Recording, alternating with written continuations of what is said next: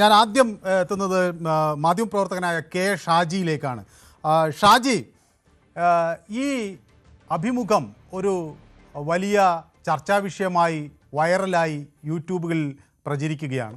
പലരും ഫേസ്ബുക്കിലും സമൂഹ മാധ്യമങ്ങളിലും ഇത് സംബന്ധിച്ചുള്ള പ്രതികരണങ്ങൾ നടത്തുന്നു. മലയാളിയുടെ ഒരു മാറുന്ന സദാചാര ബോധത്തെയാണോ ഇത് വ്യക്തമാക്കുന്നത്? ഒരു സാമൂഹ്യ നിരീക്ഷകൻ എന്ന നിലയിൽ ശ്രീ ഷാജി ഈ അഭിമുഖത്തെ എങ്ങനെയാണ് കാണുന്നത്? കേരളത്തിലെ അല്ലെങ്കിൽ മലയാളത്തിലെ ലൈംഗിക തൊഴിലാളികളുടെ ജീവിതവുമായിട്ട് സ്ത്രീ തൊഴിലാളികളുടെ ജീവിതവുമായി ബന്ധപ്പെട്ട ഒരുപാട് ചർച്ചകൾ നടന്നിട്ടുണ്ട്, പുസ്തകങ്ങൾ വന്നിട്ടുണ്ട്. എന്നാൽ പുരുഷനായ ഒരു ലൈംഗിക തൊഴിലാളി അയാളുടെ ജീവിതം പറയുന്ന ഒരു സാഹചര്യം ഇതാദ്യമാണ്. അതുകൊണ്ട് തന്നെ ആവാം ഇതില് ഒരുപാട് വൈകാരികമായ ശ്രദ്ധ, ഒരുപാട് ഫോളോവേഴ്സ് ഉണ്ടാവുന്നു, ഒരുപാട് കാഴ്ചക്കാരുണ്ടാവും. അപ്പൊ ഇതിനെ നമ്മൾ ഒരു മോറൽ ജഡ്ജ്മെന്റ് നടത്താനോ അല്ലെങ്കിൽ ഇത് ശരിയാണോ തെറ്റാണോ എന്നൊന്നും പറയാൻ നമ്മൾ ഉദ്ദേശിക്കുന്നില്ല. കാരണം ആളുകൾക്ക് വ്യത്യസ്തമായ കാഴ്ചപ്പാടുകൾ ഉണ്ടാവും. പക്ഷേ നമ്മുടെ നിലനിൽക്കുന്ന സമൂഹത്തിലെ ഒരു മാറ്റങ്ങളുടെ ഒരു പ്രതീകമായിട്ട് അല്ലെങ്കിൽ സാമൂഹ്യ മാറ്റങ്ങൾ, വ്യക്തികളുടെ ജീവിതത്തിൽ ഉണ്ടാകുന്ന മാറ്റങ്ങൾ, മനുഷ്യരുടെ മൂല്യബോധത്തിൽ ഉണ്ടാകുന്ന മാറ്റങ്ങൾ, അതിന്റെയൊക്കെ ഒരു പ്രതിഫലനമാണ് ഇതെന്ന് നമുക്ക് ഉറച്ചു പറയാൻ പറ്റും. അപ്പൊ ഇവിടെ ഇതിനെ കുറച്ചുകൂടി ഡീപ്പർ ആവാമായിരുന്നു ഈ ചർച്ച അല്ലെങ്കിൽ അഭിമുഖം എന്ന് എനിക്ക് അഭിപ്രായമുണ്ട്. കാരണം ഇത്തരത്തിലുള്ള ഈ തൊഴിലിലേക്ക് വരുന്ന ആളുകളുടെ ഒരു സാമൂഹികവും സാമ്പത്തികവുമായിട്ടുള്ള പശ്ചാത്തലം, അതുപോലെ തന്നെ ഇതുണ്ടാക്കുന്ന അവരുടെ ചില ചോദ്യങ്ങളൊക്കെ ഉണ്ട്. അവരുടെ സാമ്പത്തിക ലാഭത്തെക്കുറിച്ചും എക്കണോമിക് പ്രഷറിനെ കുറിച്ചും ഫാമിലി ബാക്ക്ഗ്രൗണ്ടിനെ കുറിച്ചുള്ള ചോദ്യങ്ങളുണ്ട്. പക്ഷെ ഇത് കുറെ കൂടി ഒരു സോഷ്യോളജിക്കലായിട്ട് ഇതിന്റെ ഒരു ട്രെൻഡിന്റെ പിന്നിൽ ഇതൊരു സംഭവം ഉണ്ടെങ്കിൽ അതിന്റെ പിന്നിൽ എന്താണ് യഥാർത്ഥത്തിലുള്ള ഇതിലേക്ക് ആളുകളെ തള്ളിവിടുന്നത് യാഥാർത്ഥ്യം മനസ്സിലാക്കാൻ. കാരണം നമ്മളിപ്പോ പറയുന്നു കേരളം ഒരുപാട് പുരോഗതി നേടി, ആളുകളുടെ ജീവിത നിലവാരം ഉയർന്നു. അപ്പോൾ സാമ്പത്തികമായിട്ടല്ലെങ്കിൽ പിന്നെ എന്താണ് ഇവർ ഇതിലേക്ക് ഡ്രൈവ് ചെയ്യുന്ന ഒരു ഫോഴ്സ് എന്നുള്ളത് മനസ്സിലാക്കുന്ന ഒരു സോഷ്യോളജിക്കലായ ഒരു അന്വേഷണമാകാമായിരുന്നു. ഷാജി, അതിനപ്പുറത്ത് മറുവശത്ത് ഒരു കാര്യം ഇങ്ങനെ വരികയാണ്. സ്ത്രീകൾ ഇത്തരത്തിൽ ഉപഭോക്താക്കളായി മാറുന്നു.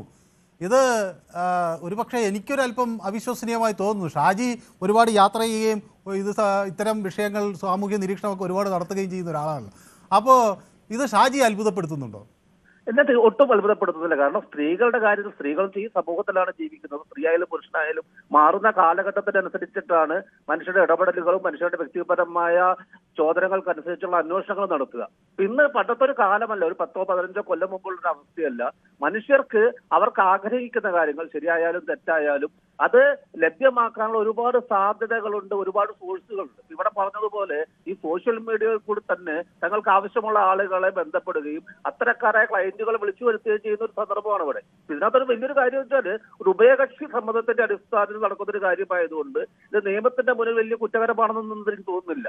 പിന്നെ താഴെക്കൂടിയുള്ള ധാർമ്മികമായിട്ടുള്ള ചില കാര്യങ്ങളാണ്. ഈ ധാർമ്മികത തന്നെ വളരെ ആപേക്ഷികമാണ്. അതുകൊണ്ട് സ്ത്രീകൾ വരുന്നു എന്ന് പറഞ്ഞാൽ പുരുഷന്മാർ ഒരുപാട് കാലമായി വരുന്ന ഒരു മേഖല സ്ത്രീകൾ കൂടി കൈവയ്ക്കുന്നത് തകരാറൊന്നുമില്ല. സ്ത്രീകൾ വരുന്നത് നല്ലത് തന്നെയാണെന്നാണ് എന്റെ അഭിപ്രായം.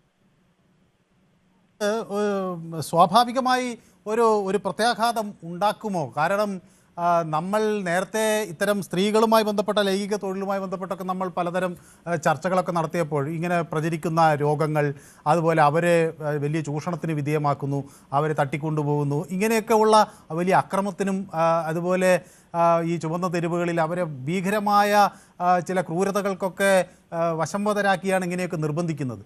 അപ്പോൾ ഇത് പുരുഷന്മാരും ഇതിലേക്ക് വരുമ്പോൾ അതിനെ കുറെ കൂടെ ഗൗരവത്തിൽ നമ്മൾ കാണേണ്ടതുണ്ടോ ഷാജി?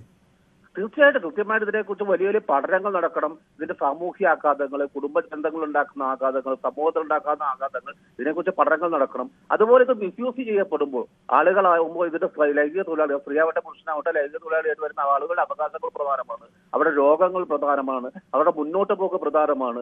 അവർ ചൂഷണത്തിന് വിധേയമാവുന്നില്ല എന്നുള്ള ഉറപ്പുവരുത്തണം. പിന്നെ ഇത്തരത്തിലുള്ള ആളുകൾ ഒരുപാട് കുറ്റകൃത്യങ്ങൾക്കും മറ്റുമായി ഉപയോഗിക്കുന്ന എല്ലാ സാഹചര്യങ്ങളുണ്ട്. കാരണം ഒരു ലൈംഗിക തൊഴിൽ എന്ന് പറയുന്നതും ബലാത്സംഗം എന്ന് പറയുന്നതിന്റെയും എന്തവരമ്പ് വളരെ നേരിയതായതുകൊണ്ട് അത്തരത്തിലുള്ള ക്രിമിനൽ ആക്ടിവിറ്റികൾക്കെല്ലാം എതിരായിട്ട് കൃത്യമായിട്ടുള്ള നിയമ സംവിധാനത്തിന് ജാഗ്രത ആവശ്യമുണ്ട്. അപ്പൊ സർക്കാർ തന്നെ ഈ മാറുന്ന ഒരു കാലഘട്ടത്തിൽ ഇതിനെക്കുറിച്ച് പഠനം നടത്തണം.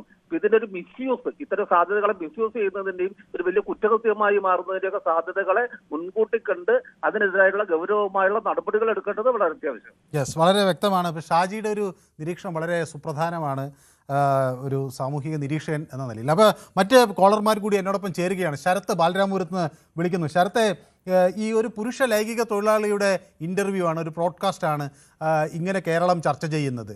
അത് കേരളത്തിൻ്റെ സദാചാര ബോധത്തിന് ഒരു ആഘാതം ഏൽപ്പിക്കുന്നുണ്ടോ? നമസ്കാരം. അപ്പൊ എനിക്ക് പറയാനുള്ളത് നമ്മൾ ഈ ഇൻസ്റ്റാഗ്രാം, ഫേസ്ബുക്ക്, വാട്സപ്പ്, അതേപോലെ തന്നെ യൂട്യൂബ് ഇങ്ങനെയുള്ള പല സോഷ്യൽ മീഡിയ പ്ലാറ്റ്ഫോം ഇപ്പൊ എടുത്തു കഴിഞ്ഞാൽ ശരിക്കും പറഞ്ഞാൽ നമുക്ക് ഒന്ന് തുറക്കാൻ പറ്റാത്ത ഒരു സാഹചര്യമാണ്. കാരണം എല്ലാം എങ്ങനെ വൈറലാവാം എന്നുള്ള രീതിയിൽ ആണ് ഇപ്പൊ നടന്നുകൊണ്ടിരിക്കുന്നത്. മാത്രമല്ല ഏറെയും തട്ടിപ്പുകളും വെട്ടിപ്പുകളും ഉള്ള പല പ്ലാറ്റ്ഫോമായി മാറിക്കൊണ്ടിരിക്കുകയാണ്. നമുക്ക് പലരും പലമായിട്ടുള്ള കമന്റ്സ് ഇട്ടിട്ട് അതിനകത്ത് വൈറലാവാൻ പറ്റുമോ എന്നുള്ള, അതേപോലെ തന്നെ ഈ സോഷ്യൽ മീഡിയയിൽ ഇങ്ങനെയുള്ള പരസ്യങ്ങൾ കൊടുക്കുക, അതിലൂടെ വൈറലാവുക, അതിനകത്ത് വരുമാനം കണ്ടെത്തുക, ഇതിന് യാതൊരുവിധ നിയന്ത്രണങ്ങളോ ഒന്നും വന്നിട്ടില്ല. ഇത് വൈറലാവുക എന്നത് മാത്രമല്ല, ഈ സോഷ്യൽ മീഡിയ പ്ലാറ്റ്ഫോം എങ്ങനെ ഇനി വിശ്വസിക്കാൻ പറ്റും? വരെ ഈ തട്ടുപ്പാറ ഇടയിൽ കുഴിയിൽ വീഴൂലേ, ആ ഒരു കുഴിയിലോട്ട് വീഴുന്ന സാഹചര്യത്തിൽ ഇപ്പൊ പോയിക്കൊണ്ടിരിക്കുന്നത്. അപ്പൊ ഇതിനെ കുറെ കൂടി ജാഗ്രതയോടെ കാണണം എന്നാണ് ശരത്തിന് പറയാനുള്ളത് അല്ലേ? ജാഗ്രത എന്നാൽ അപ്പുറം നമ്മൾ പലപ്പോഴും നമ്മൾ ഫേസ്ബുക്കോ അല്ലെങ്കിൽ ഇൻസ്റ്റാഗ്രാമോ യൂട്യൂബോ അല്ലെങ്കിൽ വാട്സപ്പോ ഏറ്റവും കൂടുതൽ ഉപയോഗിക്കുന്ന ഇൻസ്റ്റാഗ്രാമും യൂട്യൂബും ഫേസ്ബുക്കും ഇൻസ്റ്റാഗ്രാമും ഒന്ന് എടുത്തു നോക്കണം. ഈ വൈറലാവാൻ വേണ്ടി ഓരോ കോപ്രായങ്ങൾ കാണിച്ചിട്ടിരിക്കുന്നു. ഇതൊന്നും ചോദിക്കാനും പറയാനൊന്നും ആരുമില്ല. ഇനി അഥവാ അത് ഇട്ടിട്ട് അത് ആരെങ്കിലും നോക്കിക്കഴിഞ്ഞാൽ നോക്കുന്നവർക്ക് ബുദ്ധിമുട്ടാവും. അപ്പം ഇതിനൊരു എല്ലാത്തിനും ഒരു നിയന്ത്രണം വേണ്ടേ എല്ലാ കാര്യത്തിനും. മാത്രമല്ല എനിക്ക് വേറൊരു കാര്യം കൂടെ പറയാനുണ്ട്. ഇപ്പൊ ഈ കുടുംബത്തിനകത്ത് എന്ന് പറഞ്ഞാൽ പണ്ടത്തെ പോലെ, പണ്ടായിരുന്നെങ്കിൽ കൂട്ടുകുടുംബമായിട്ടുള്ള വ്യവസ്ഥ ഉണ്ടായിരുന്നു. പിന്നെ അത് കഴിഞ്ഞ് അണുകുടുംബമായി. സ്നേഹം കിട്ടാതെ വരുമ്പോഴാണ് പലരും സ്നേഹം കിട്ടുമോ എന്ന് അന്വേഷിച്ചിട്ട് പോകുന്നത്. അത് സ്ത്രീകളായാലും പുരുഷനായാലും ആരായാലും. സ്നേഹം അന്വേഷിച്ചുള്ള പോക്കാണോ എന്ന് എനിക്ക് സംശയമുണ്ട് കേട്ടോ. സ്നേഹം ഇല്ലാതെ വരുമ്പോഴോ, സ്നേഹം കുടുംബത്തിനകത്ത് കെയറിംഗ് ഇല്ലാതെ, അപ്പൊ നമ്മൾ പറയില്ലേ, നമ്മൾ വീട്ടിൽ അച്ഛനും അമ്മയും കുറ്റപ്പെടുത്തുന്നു അല്ലെങ്കിൽ കുടുംബക്കാരെ കുറ്റപ്പെടുത്തുന്നു. ഇതാണ് കുഴപ്പം. നമ്മൾ കുടുംബത്തിനകത്തുനിന്ന് ശരിക്കും കൃത്യമായിട്ടുള്ള ഒരു പഠനവും അല്ലെങ്കിൽ കൃത്യമായിട്ടുള്ള ഒരു നമുക്ക് എങ്ങനെ സമൂഹത്തിൽ എങ്ങനെ ജീവിക്കാം അല്ലെങ്കിൽ ഏത് രീതി നമുക്ക് മുമ്പോട്ട് അത് കുടുംബത്തിനകത്ത് കിട്ടണം. കിട്ടാതെ വരുമ്പോൾ ഇതിനപ്പുറം സംഭവിക്കും. ശരി, വ്യക്തമാണ് താങ്കളുടെ അഭിപ്രായം. അപ്പൊ ഷിജു നമ്മുടെ പതിവ് പ്രേക്ഷകർ എന്നോടൊപ്പം ചേർന്നിട്ടുണ്ട്. നമസ്കാരം എന്ന് എന്നോട് പറയുന്നുണ്ട്. എനിക്ക് സുഖമാണോ എന്നൊക്കെ ചോദിക്കുന്നു. സുഖം തന്നെ. അപ്പോൾ കിഷോർ കോന്നി നമ്മുടെ സ്ഥിരം ലേഖകനാണ്. അദ്ദേഹവും നമുക്കൊപ്പം ചേർന്നിട്ടുണ്ട്. This all happen due to wide spread of IT എന്നാണ് ഷിജു എന്നോട് പറയുന്നത്. IT യെ കുറ്റപ്പെടുത്തേണ്ട ഒരു കാര്യമുണ്ടോ? ഇത് ആളുകൾ അതിനെ എങ്ങനെ ഉപയോഗിക്കുന്നു എന്നാണ് അതിൽ നിന്ന് അത് പ്രശ്നങ്ങളിലേക്ക് കാര്യങ്ങളെ കൊണ്ടെത്തിക്കുന്നത്. ദേ നീഡഡ് ദിസ് മോർ എന്ന് പറയുന്നു. അപ്പോൾ ശശിധരൻ പിള്ള പറയുന്നത് ചിന്താ ജെറോമിൻ്റെ തെറിവിളി ഘോഷയാത്ര ചർച്ച ചെയ്യണമെന്നാണ്. അപ്പോൾ അദ്ദേഹത്തിന് ചിന്താ ജെറോം പിന്നെ കൂടുതൽ വാർത്തകൾക്ക് News 18 Keralam YouTube channel subscribe ചെയ്യുക.